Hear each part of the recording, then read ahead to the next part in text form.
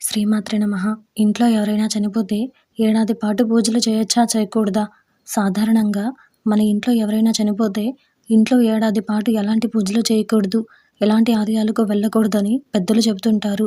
అదేవిధంగా మరణం సంభవించిన ఆ ఇంట్లో శుభకార్యాలు కూడా చేయకూడదని చెప్తుంటారు.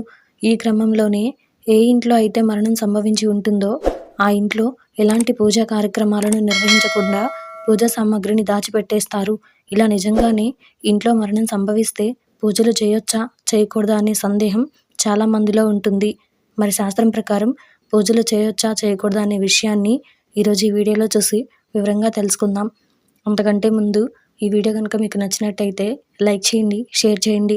అలాగే మరెన్నో ఇలాంటి ఆధ్యాత్మిక విషయాల కోసం మన ఛానల్ని సబ్స్క్రైబ్ చేసుకోండి.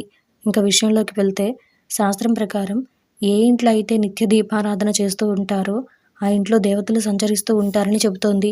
అందుకే ప్రతిరోజు ఇంట్లో దీపారాధన చేయడం వల్ల ఆ ఇల్లు సకల సంపదలతో సుఖ సంతోషాలతో ఉంటారని చెప్పాలి.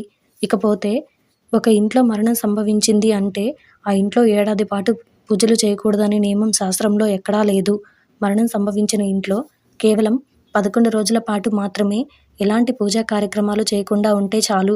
11 రోజుల తర్వాత ఇంటిని శుభ్రం చేసి యథావిధిగా పూజలు చేసుకోవచ్చని శాస్త్రం చెప్తోంది. 11 రోజుల తర్వాత ఇంట్లో ప్రతిరోజు దీపారాధన చేసే పూజలు చేయొచ్చు కానీ ఆ ఇంట్లో నూతన గృహాన్ని చేయడం, పెళ్లి వంటి శుభకార్యాలను చేయకూడదు. ఇంట్లో దీపారాధన చేస్తూ నిత్యం పూజలు చేయొచ్చని శాస్త్రం చెప్తోంది.